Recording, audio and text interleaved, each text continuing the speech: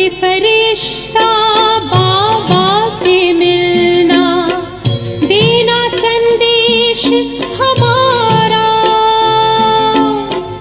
बन के फरिश्ता बाबा से मिलना, देना संदेश हमारा।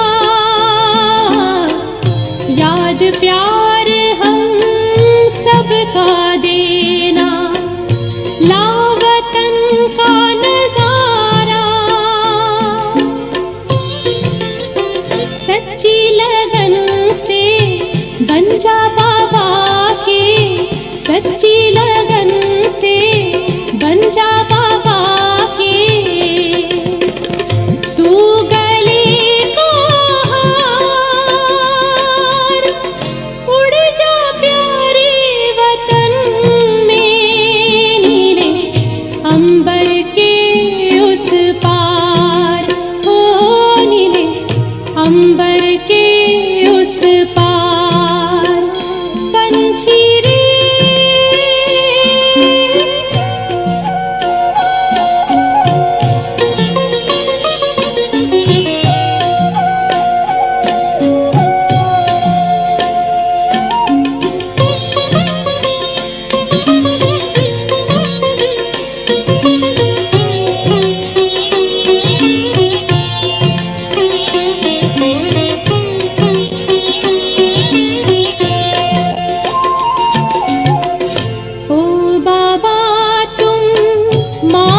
पिता हो, तुम ही हो जग के तारनहार। ओ बाबा तुम मात पिता हो, तुम ही हो जग के तारनहार। दुख हरता तुम सुख करता हो, गुणों के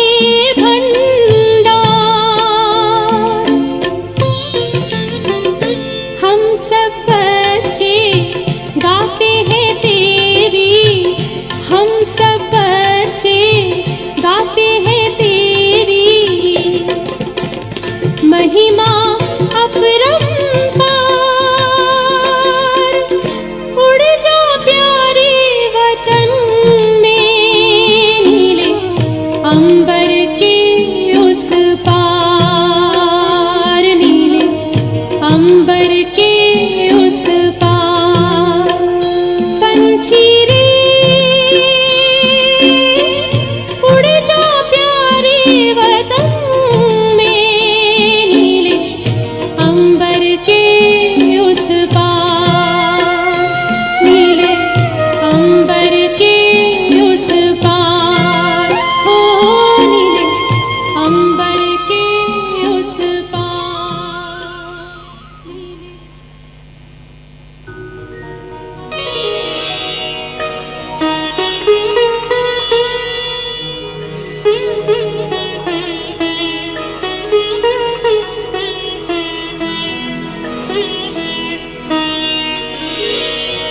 तेरी याद का अमृत पीते हैं, तेरी याद का अमृत पीते हैं।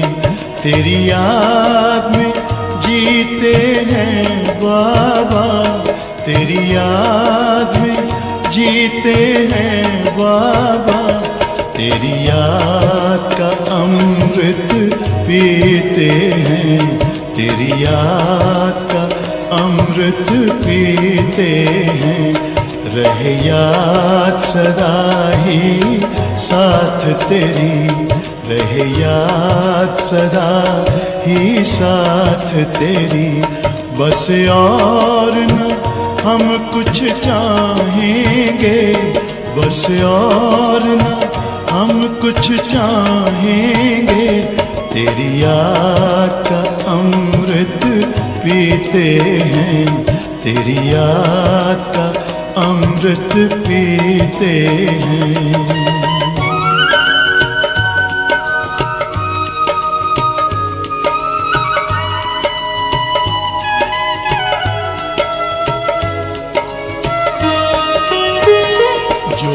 पल बीते तेरी यादों में जो पल बीते, तेरी यादों में वो पल अविनाशी होते हैं, वो पल अविनाशी होते हैं। हर पल को सफल बना देंगे, हर पल को सफल बना देंगे। तेरी याद कभी ना छोड़ेंगे, तेरी याद कभी ना छोड़ेंगे। तेरी याद का अमृत पीते हैं, तेरी याद का अमृत पीते हैं।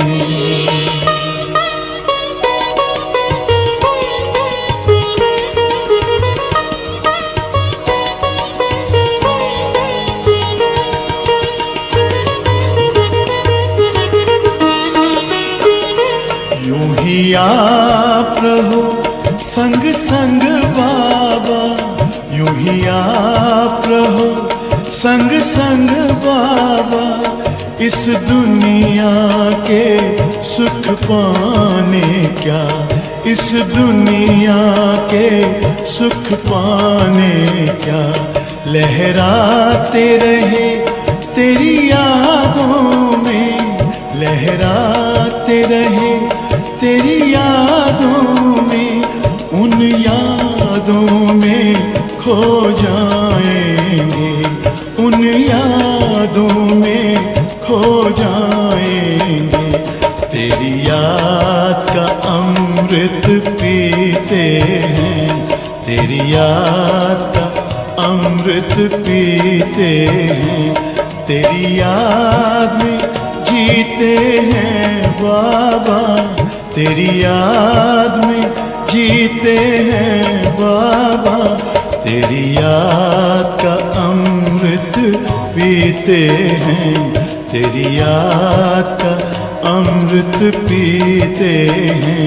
रहे याद सदा ही साथ तेरी, रहे याद सदा ही साथ तेरी।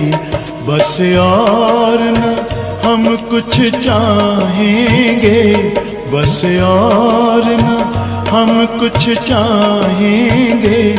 तेरी याद का अमृत पीते हैं, तेरी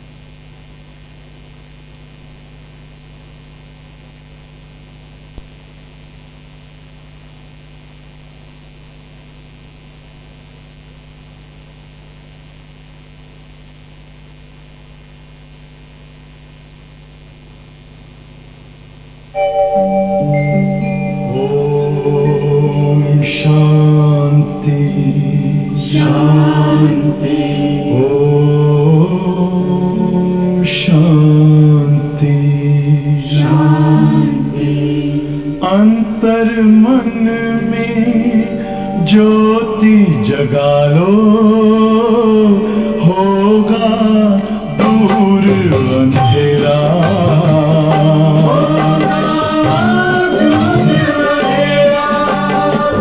शिव का कर लो ध्यान, आ रहा पावन पुण्य सवेरा।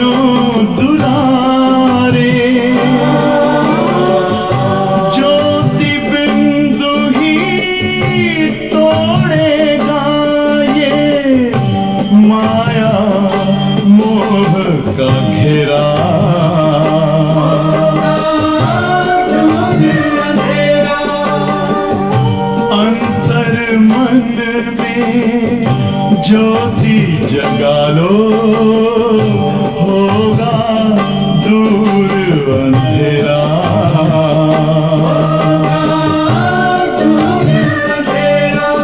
ओम शांति, ओम शांति,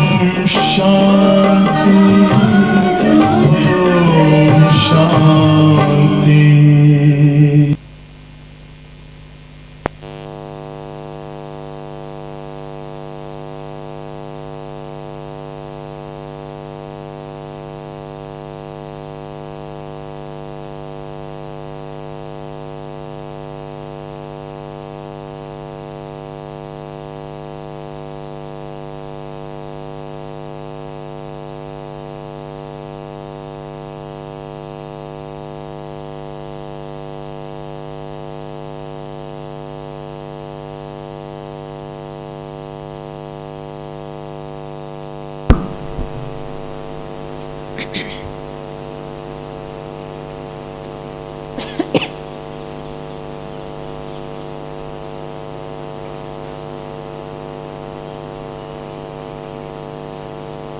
ओम शांति। ओम शांति। आज बाबा ने खुशी में रहने की बात बताई है। बाबा कहते कि ब्राह्मण बच्चे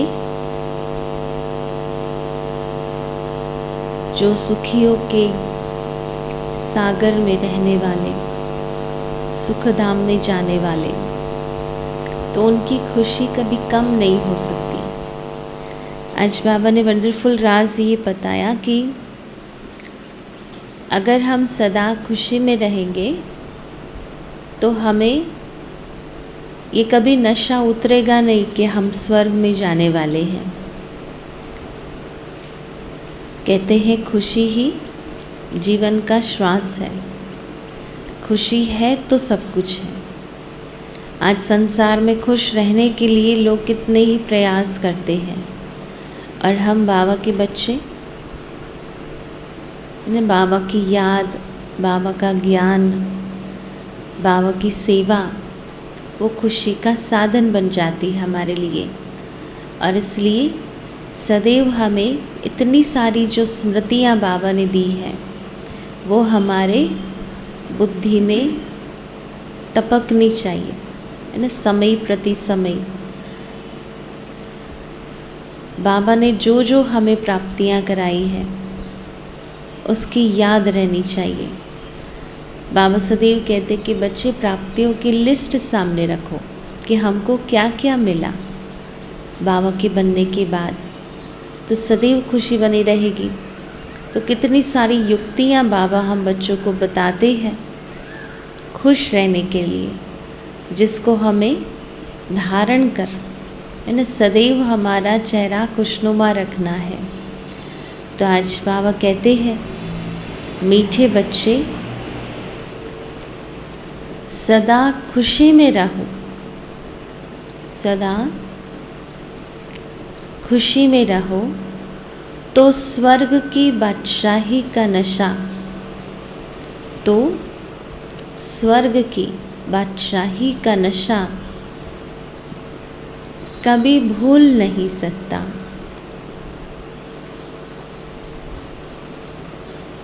प्रश्न है, बाप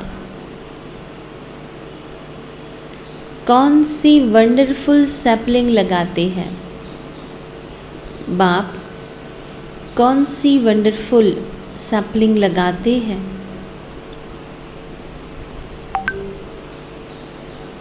कौन सी लगाते? स्वर्ग की सैपलिंग लग रही है। और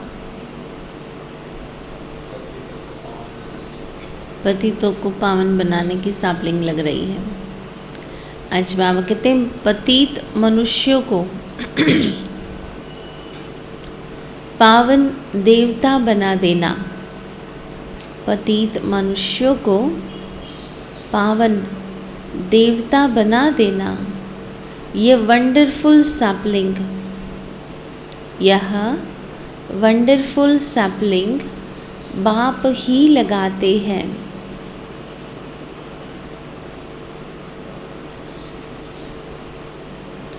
जो धर्म प्रायः लोप है,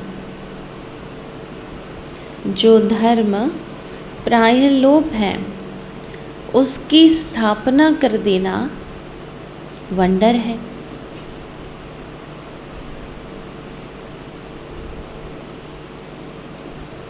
दूसरा प्रश्न है, बाप का चरित्र कौन सा है? बाप का चरित्र कौन सा है?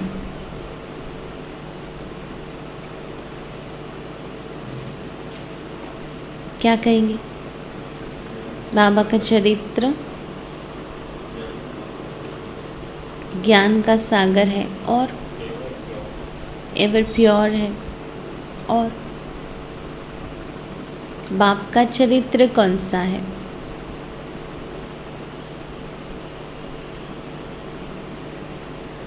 आज बाबा ने बहुत वंडरफुल बात बताई है। बाबा कहते कि चतुराई से बच्चों को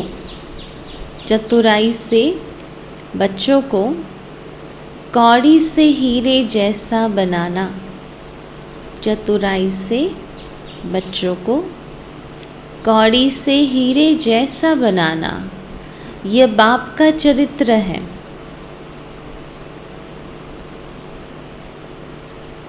बाकी कृष्ण के तो कोई चरित्र नहीं है।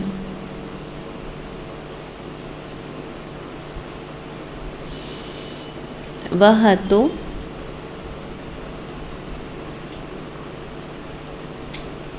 तो छोटा बच्चा है। आज का गीत है, रात के राही थक मत जाना, सुबह की मंजिल दूर नहीं। ओम शांति। मीठे मीठे बच्चे जानते हैं कि यह गीत कोई यहाँ का बनाया हुआ नहीं है। गीत जब सुनते हो तो समझते हो कि बरोबर बाबा हमारा हाथ पकड़कर ले चलते हैं। जैसे छोटे बच्चे होते हैं, समझते हैं कि हाथ न पकड़ने से गिर न पड़े, तो कौन सा हाथ पकड़ते हैं?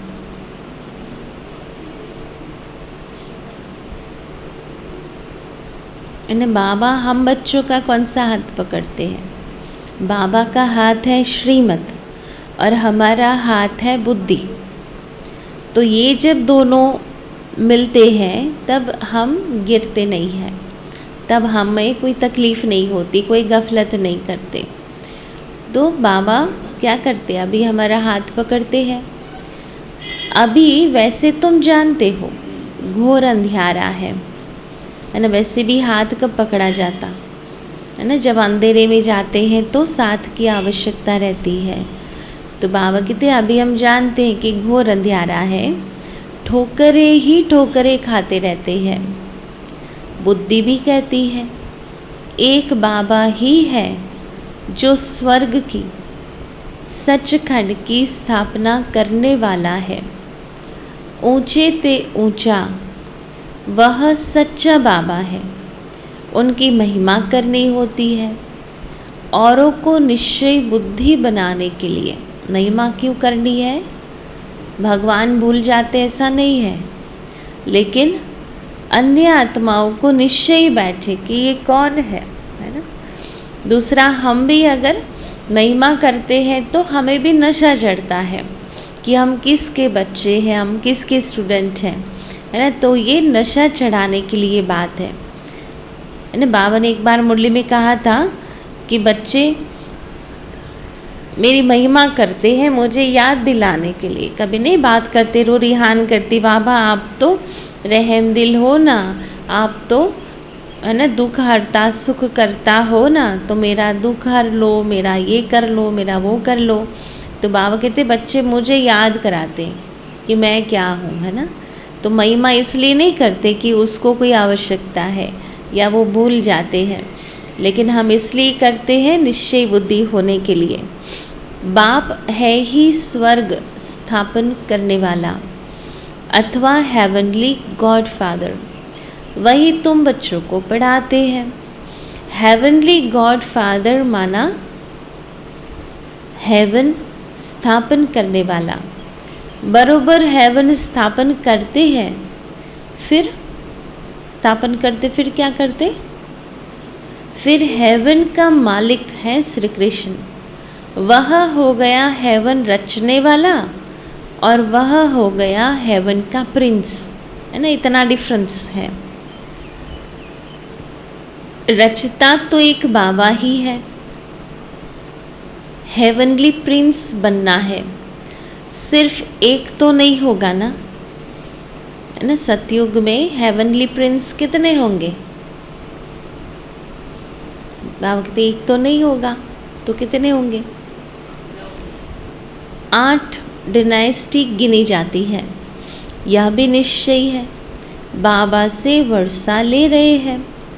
बाबा हेवन का रचयिता है, हम उस बाबा से कल्प कल्प वर्षा लेते हैं, 84 जन्म पूरे करते हैं। तो आधा कल्प है सुख, आधा कल्प है दुख, आधा कल्प है राम राज्य, आधा कल्प है रावण राज्य। अब हम फिर से श्रीमत पर चलकर स्वर्ग के मालिक बन रहे हैं। यह भूलने की बात नहीं है ना। क्या नहीं भूलना है? कि हम श्रीमत पर चलकर स्वर्ग की स्थापना कर रहे हैं। अगर श्रीमत पर नहीं चले तो स्वर्ग हम नहीं स्थापन करेंगे। वैसे तो स्थापन हो जाएगा, लेकिन हम उसके निमित्त नहीं बन सकते, और जो निमित्त नहीं बनता उसको पद भी नहीं मिलेगा, है ना। जो जिस कार्य के निमित्त बनता है तो फिर उनको अधिकार भी मिलता है। तो हमें ये याद रहे कि श्रीमत के आधार पर हमको स्वर्ग की स्थापना करनी है। तो उसके साथ साथ क्या याद रखना है? अगर ये याद रहा तो बाबा कहते अंदर में बड़ी खुशी होनी चाहिए। आत्मा को अंदर खुशी होती है। आत्मा का दुख व सुख शक्ल पर आता है। पहले प्रोसीजर बाहर चलती या अंदर चलती है ना? पहले अंदर चलता है ना। अंदर जब हम खुश होते हैं तो बाहर वो रिफ्लेक्ट होता है। अंदर से हम दुखी होते हैं तो बाहर कितना भी छुपाओ लेकिन वो रिफ्लेक्ट होता है। तो देवताओं की शक्ल कितनी हर्षित मुख है। जानते हैं वह स्वर्ग के मालिक थे। समझाने के लिए बाबा बोर्ड आदि बनवा रही है। हेवनली गॉड फादर की महिमा ही अलग है और हेवनली प्रिंस की महिमा अलग है।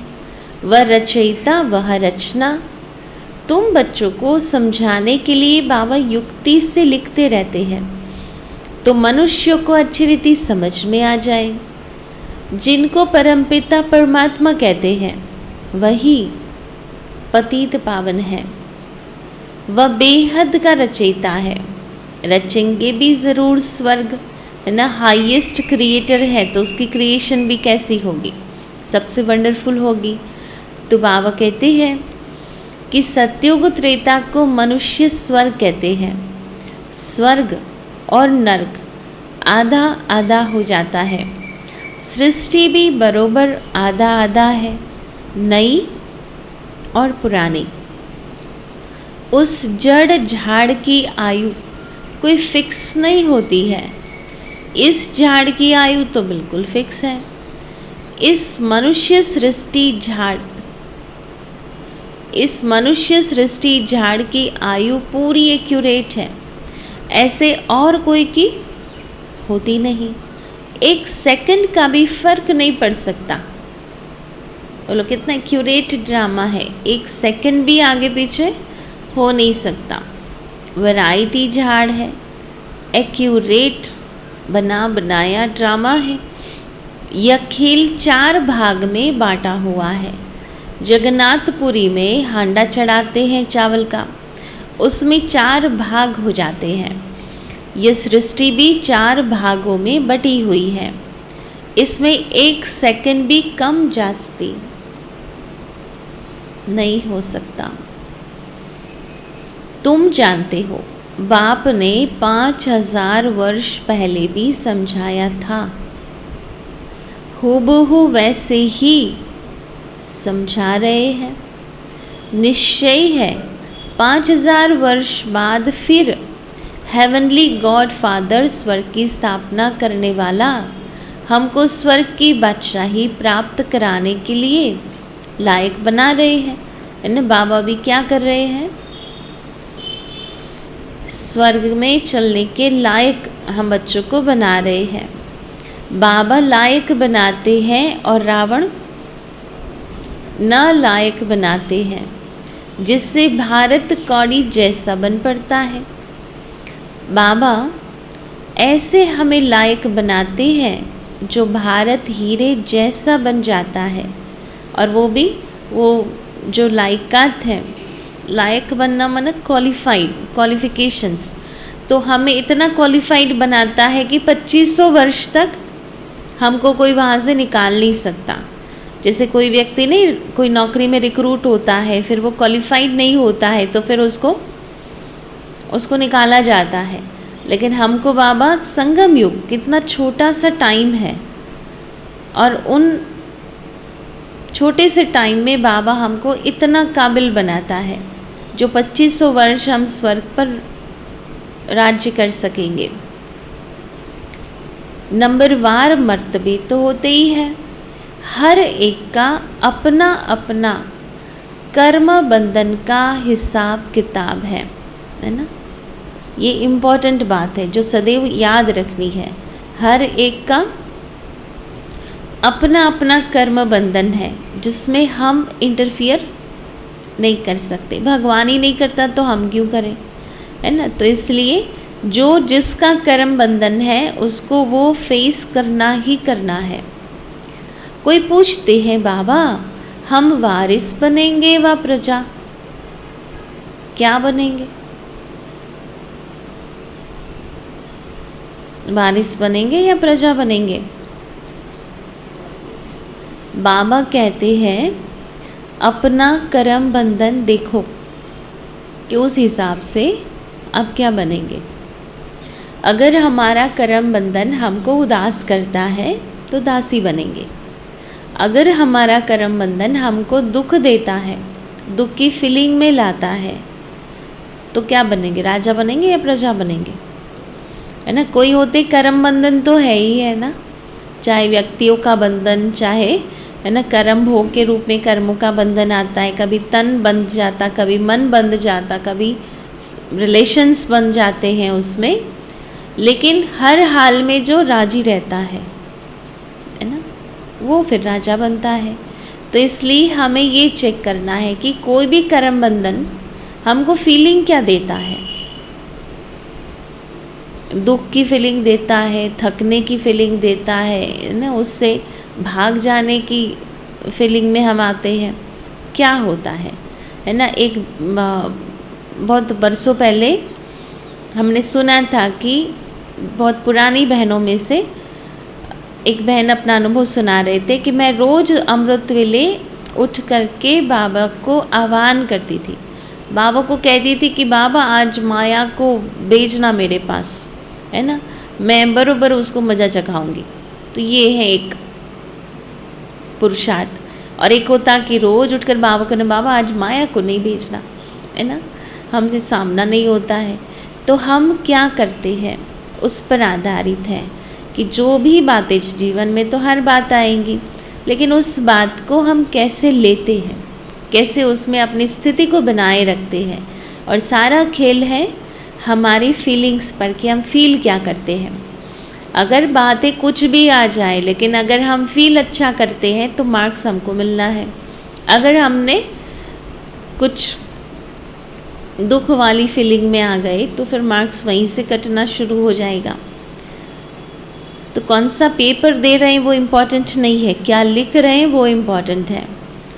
तो कर्म अकर्म विकर्म की गति तो बाप ही समझाते हैं। बाबा हमेशा कहते हैं अलग अलग राय पूछो अपने लिए, बाबा बताएंगे तुम्हारे हिसाब किताब किस प्रकार के हैं, तुम क्या पद पा सकते हो। सारी राजधानी स्थापन हो रही है, एक बाप ही किंगडम स्थापन करते हैं, बाकी सब अपना अपना धर्म स्थापन करते हैं। सतयुग में लक्ष्मी नारायण का राज्य था ना, वह है उन्हों की प्रारब्ध, सो भी नंबरवार।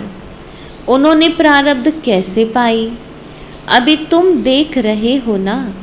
बाप कहते हैं मैं कल्प कल्प कल्प के संगम पर आता हूँ।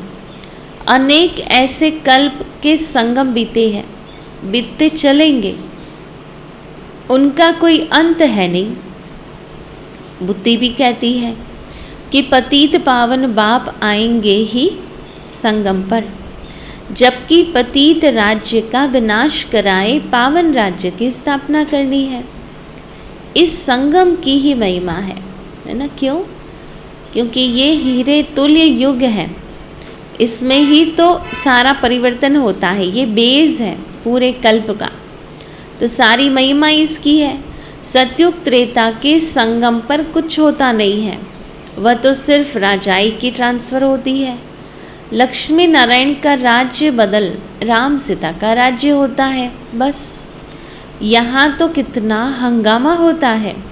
बाप कहते हैं अब यह सारी पतित दुनिया खत्म होने वाली है, सबको जाना है।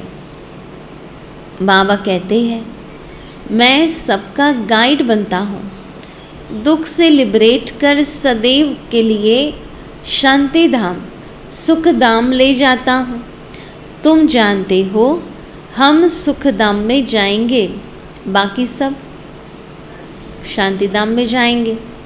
इस समय मनुष्य कहते भी है मन को शांति कैसे मिले, ऐसे कभी नहीं कहेंगे कि सुख मिले। शांति के लिए कहते हैं ना, सब शांति में ही जाने वाले हैं, फिर अपने अपने धर्म में आने वाले हैं। धर्म की वृद्धि तो होनी ही है। आधा कल्प है सूर्यवंशी चंद्रवंशी राजधानी, फिर और धर्म आते हैं, है ना। तब तक कोई धर्म नहीं आता। अभी आदि सनातन देवी देवता धर्म का कोई है नहीं। धर्म ही प्राय लोप हो जाता है, फिर स्थापना होती है। सैपलिंग लग रही है, बाप यह सैपलिंग लगाते हैं, वह फिर झाड़ों आदि की सैपलिंग लगाते हैं। यह सैपलिंग कैसा वंडरफुल है। यह भी अपने को देवी देवता धर्म का नहीं कहेंगे। बाप समझाते हैं जब ऐसी हालत होती है तब मैं आता हूँ। कौन सी हालत? कि जो देवी देवता धर्म वाले स्वयं भूल जाते हैं कि हम हैं कौन, तब बाबा आते हैं। अब तुम बच्चों को मैं सब शास्त्रों का राज समझाता हूँ। मैंने मुरली क्या है? सब शास्त्रों का सार है ना, राज है। अब तुम जज करो कि कौन राइट है। रावण है ही रॉन्ग मत देने वाला, इसलिए अनराइटियस कहा जाता है, और बाप है ही राइटियस। सच्चा बाबा सच ही तो बताएंगे, है ना। जो सचखंड स्थापन करने वाला है वो झूठ थोड़े ही बताएंगे। सचखंड के लिए सच्चा ज्ञान बताते हैं। बाकी ये वेद शास्त्र हैं भक्ति मार्ग के, कितने मनुष्य पढ़ते हैं। लाखों गीता पाठशालाएँ अथवा वेद पाठशालाएँ होंगी, जन्म जन्मांतर से पढ़ते ही आते हैं। आखिर कोई तो एम ऑब्जेक्ट होनी चाहिए। पाठशाला के लिए एम ऑब्जेक्ट चाहिए, है ना। सत्संग के लिए एम ऑब्जेक्ट की बात नहीं रहती, लेकिन अगर पाठशाला है तो बाबा कहते एम ऑब्जेक्ट होती है। शरीर निर्वाह अर्थ पढ़ते हैं, उसकी एम ऑब्जेक्ट क्या है लौकिक पाठशाला की? कि शरीर निर्वाह अर्थ पढ़ेंगे। एम ऑब्जेक्ट होती है ना, जो कुछ पढ़ते हैं, शास्त्र सुनाते हैं, तो शरीर निर्वाह चलता है।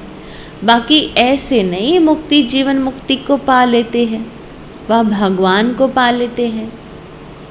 नहीं, मनुष्य भक्ति करते हैं किस लिए? भगवान को पाने के लिए। भक्ति मार्ग में साक्षात्कार भी होते हैं तो समझते हैं बस भगवान को पा लिया, इसमें ही खुश हो जाते हैं। देखो, ज्ञान मार्ग और भक्ति मार्ग का डिफरेंस। भक्ति किस लिए करते? भगवान को पाने के लिए। और ज्ञान मार्ग में क्या है? पहले भगवान मिलता है, फिर क्या करना है? फिर उसके जैसा बनने का पुरुषार्थ चलता है ना। तो इतना डिफरेंस है। वहाँ भगवान पा लिया, पूरी बात हो गई, जो फिर मिलना भी नहीं है, वहाँ तो प्राप्त भी नहीं होता है।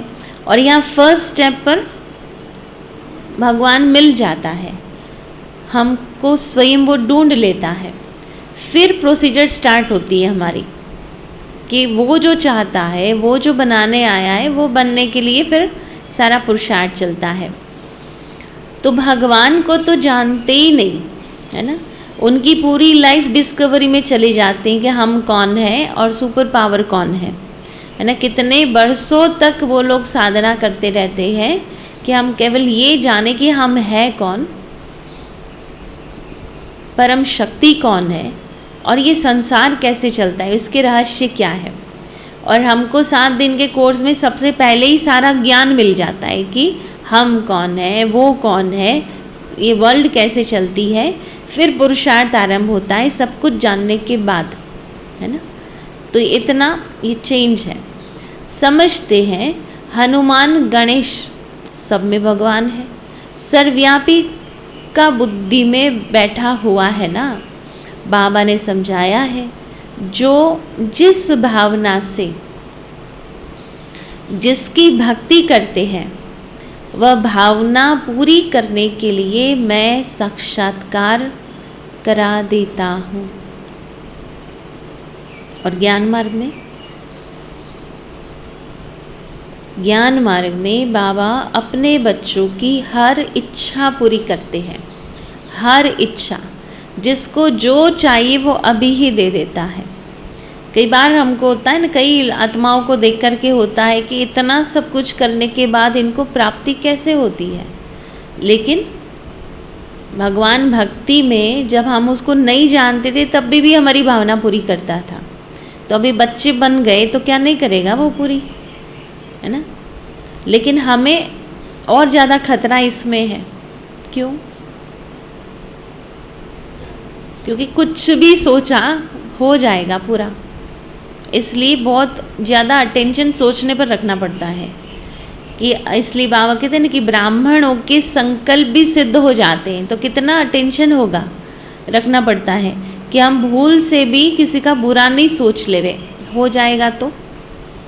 या कभी हम अपने लिए ही बुरा सोच लेते हैं ना कि मैं तो ये नहीं कर सकती, तो नहीं होगा। इसलिए याद रहे कि ब्राह्मणों को वरदान है, जो भी संकल्प करेंगे वो पूरा होगा। इसलिए अटेंशन रखना है। वह समझते बस हमें भगवान ही तो मिल गया, खुश हो जाते हैं।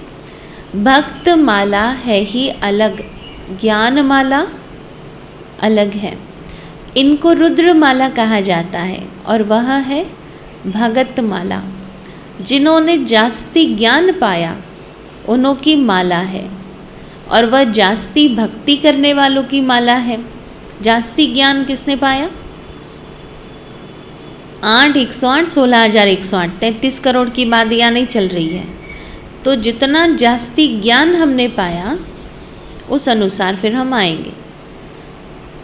भक्ति के ही संस्कार ले जाते हैं तो फिर भक्ति में चले जाते हैं। वह संस्कार एक जन्म साथ चलते हैं, ऐसे नहीं कि दूसरे जन्म में भी होंगे, नहीं।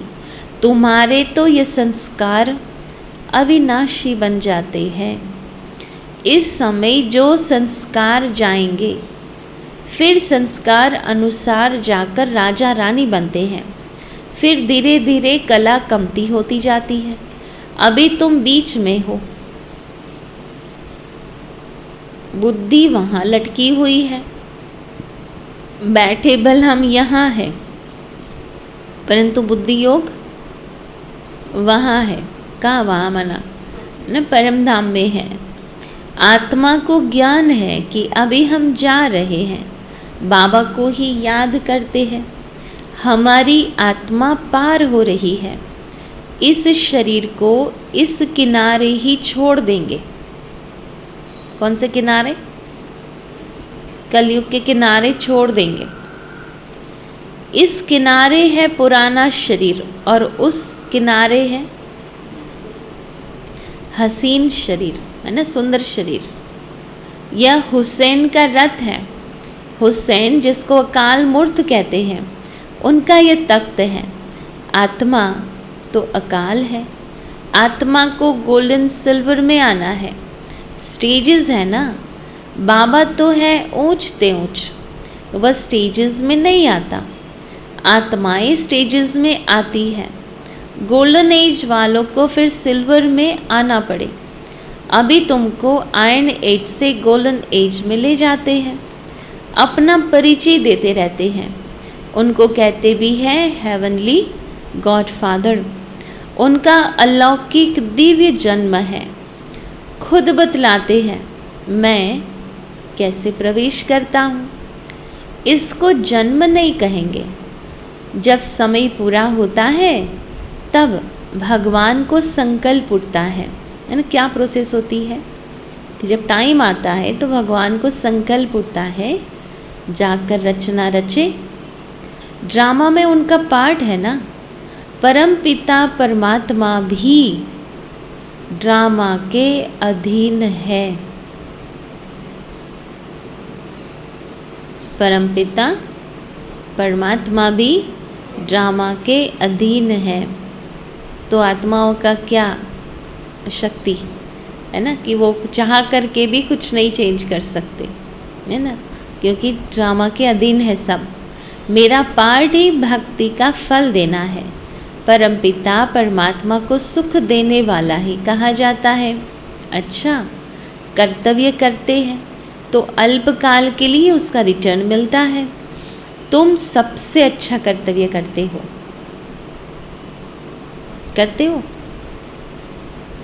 कि नहीं करते हैं? भगवान ने तो बोल दिया करते हो। श्रीमत पर करते हैं तो अच्छा ही अच्छा है। आत्मा समझकर करते हैं तो अच्छा ही अच्छा होना है। पर अगर दे समझा तो फिर रावण के अनुसार करेंगे कर्म। इसलिए बाबा कहते जब हम बाबा के बच्चे हैं तो अच्छा ही कर्तव्य होगा। सबको बाप का परिचय देते रहो। अब देखो राखी का त्यौहार आता है तो इस पर भी समझाना पड़े। राखी है ही पतित को पावन बनने की प्रतिज्ञा के लिए, अपवित्र को पवित्र बनाने का रक्षाबंधन। तुमको पहले पहले परिचय देना है पतित पावन बाप का। जब तक वह न आए तब तक मनुष्य पावन बन नहीं सकते। बाप ही आकर पवित्र बनने की प्रतिज्ञा कराते हैं। जरूर कब हुआ है जो रस्म रिवाज चली आई है। अब प्रैक्टिकल में देखो, ब्रह्मा कुमार कुमारियाँ राखी बांध पवित्र रहते हैं। जनेऊ, कंगन आदि भी सब पवित्रता की निशानी है ना। ब्राह्मणों का जनोई होता है और सिख धर्म में है ना कंगन होता है जो पवित्रता की निशानी है। पतित पावन बाप कहते हैं काम महाशत्रु है। अब मेरे साथ प्रतिज्ञा करो कि हम पवित्र रहेंगे। बाकी कोई कंगन आदि पहनना नहीं है। बाप कहते हैं प्रतिज्ञा करो, मुझे 5 विकार दान करो। क्या कहते हैं प्रतिज्ञा में? 5 विकार दान करो। ये राखी बंधन 5000 वर्ष पहले भी हुआ था। पतित पावन बाप आया था, आकर राखी बांधी थी कि पवित्र बनो, क्योंकि पवित्र दुनिया की स्थापना हुई थी। अब तो नरक है, हम फिर से आए हैं। अब श्रीमत पर प्रतिज्ञा करो और बाप को याद करो तो तुम पावन बन जाएंगे।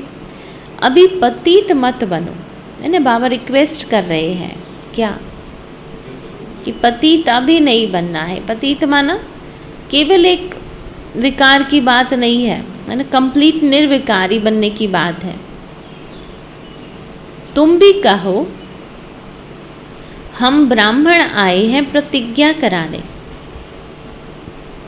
हम प्रतिज्ञा करते हैं हम कभी पतित नहीं बनेंगे, परंतु ऐसे भी बहुत लिखकर खत्म हो गए। पतित पावन बाप आते ही है संगम पर, ब्रह्मा द्वारा आकर डायरेक्शन देते हैं बच्चों को कि पवित्र बनो। यहाँ सब ने प्रतिज्ञा की है, तुम भी जज करो, तब ही बाप से वर्षा मिलना है। तुम पवित्र ब्राह्मण बनो तो फिर देवता बन जाएंगे। हम ब्राह्मणों की प्रतिज्ञा की हुई है। एल्बम भी दिखाना चाहिए, ये राखी बंधन की रस्म कब शुरू हुई थी। अभी संगम पर हम पवित्रता की प्रतिज्ञा की हुई है, जो फिर 21 जन्म तक पवित्र रहते हैं। अब बाप कहते हैं माम एकम याद करो। ऐसी ऐसी पॉइंट्स निकाल पहले ही भाषण बनाना चाहिए। यह रस्म कब से शुरू हुई? 5000 वर्ष की बात है। कृष्ण जन्माष्टमी भी 5000 वर्ष की बात है। कृष्ण के चरित्र तो कुछ है नहीं, वह तो छोटा बच्चा है। चरित्र तो एक बाप के हैं जो चतुराई से बच्चों को कौड़ी से हीरे जैसा बनाते हैं। बलिहारी उस एक की ही है, और किसका बर्थडे मनाना कोई काम का नहीं है ना। किसका मनाओ?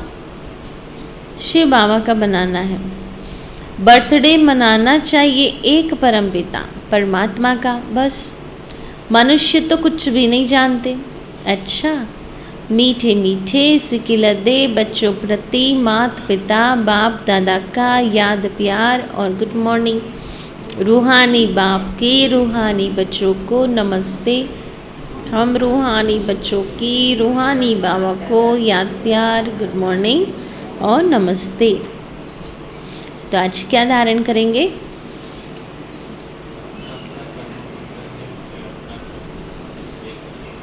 अपना अपना कर्म बंधन है, हर एक का हिसाब किताब है, तो हमें साक्षी होकर के फिर देखना है। और 5 विकारों का दान देना है और पवित्र बनना है। श्रीमत के आधार पर स्वर्ग के मालिक बनना है। और बहुत सुंदर जो बाबा ने कहा कि बाबा को अलग अलग से राय पूछो अपने लिए, तो बाबा बता सकते हैं। और बाबा ने कहा न कि ड्रामा में भगवान का भी पार्ट अनुंदा हुआ है। और राजी रहेंगे तो राजा बनेंगे, नहीं तो प्रजा में है ना। रोज़ अपने आप को पूछो, बाबा को क्या पूछना, हमको ही पता है ना। रोज़ अपने आप को पूछो कि मैं राजा बनने वाली हूँ या प्रजा बनने वाली हूँ, है ना। और रोज़ माना रात को नहीं पूछना अपने आप को, हर कर्म करते पूछो कि ये राजा वाला कर्म था या ये प्रजा वाला कर्म था, ये सोच भी राजा वाली थी या प्रजा वाली थी, है ना। तो एक एक कर्म हमारा श्रेष्ठ बंधा जाएगा। और पवित्र बनना है। आज बाबा ने कहा ना कि इस लास्ट जन्म में क्या करो, है ना, पवित्र बनना है। आधा आधा कल्प है, राम राज्य और रावण राज्य। पहली पॉइंट है वारिस बनने के लिए, वारिस बनने के लिए अपने सब हिसाब किताब, अपने सब हिसाब किताब कर्म बंधन चुक्त करने हैं।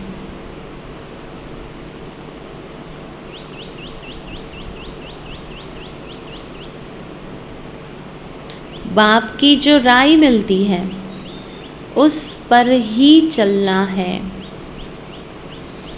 बाप की जो राय मिलती है उस पर ही चलना है। दूसरी पॉइंट है, सबको बाप का सत्य परिचय दे। सबको बाप का सत्य परिचय दे। पतित से पावन बनाने का श्रेष्ठ कर्तव्य करना है।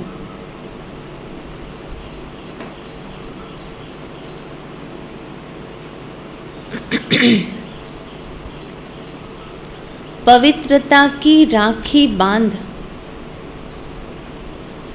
पवित्रता की राखी बांध। पवित्र दुनिया के मालिक बने का वर्षा लेना है। पवित्र दुनिया के मालिक बने का वर्षा लेना है। वरदान,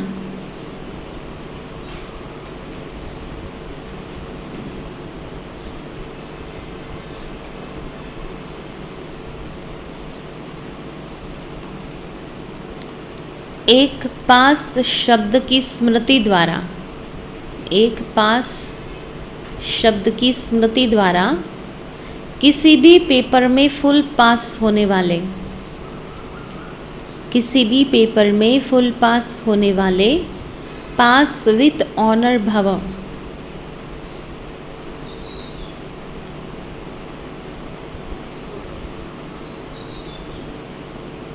एक पास शब्द की स्मृति द्वारा किसी भी पेपर में फुल पास होने वाले पास विथ ऑनर भव। किसी भी पेपर में फुल पास होने के लिए उस पेपर के क्वेश्चन के विस्तार में नहीं जाओ। फुल पास होने के लिए क्या करो? उस क्वेश्चन के विस्तार में नहीं जाओ। ऐसे नहीं सोचो कि यह क्यों आया, कैसे आया, किसने किया। इसके बजाय पास होने का सोचकर पेपर को पेपर समझकर पास कर लो। सिर्फ एक पास शब्द स्मृति में रखो कि हमें पास होना है, पास करना है और बाप के पास रहना है। पास होना है, पास करना माना जाने दो उसको, यानी पास कर लो, और बाप के पास रहना है तो पास विद ऑनर बन जाएंगे। स्लोगन है, स्वयं को परमात्मा प्यार के पीछे, स्वयं को परमात्मा प्यार के पीछे कुर्बान करने वाले ही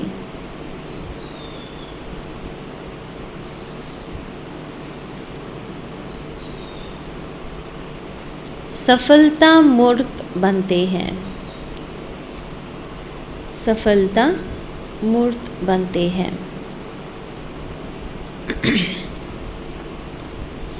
ओम शांति। आज का चिंतन रहेगा, स्वर्ग के मालिक बनने का वर्षा प्राप्त करने का पुरुषार्थ क्या है। प्रजा वाला नहीं है ना, मालिक बनने का वर्षा, ये शब्द बहुत इम्पोर्टेंट है। स्वर्ग के मालिक बनने का वर्षा प्राप्त करने के लिए क्या पुरुषार्थ करेंगे।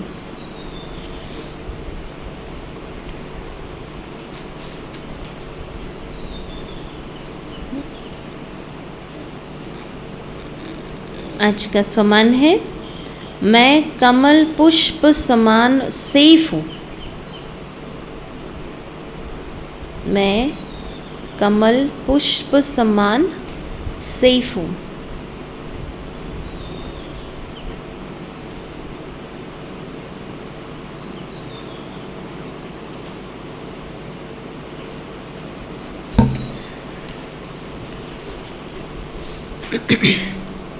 संस्कार तो भिन्न भिन्न रहेंगे ही, लेकिन उन संस्कारों का अपने ऊपर प्रभाव न रहे।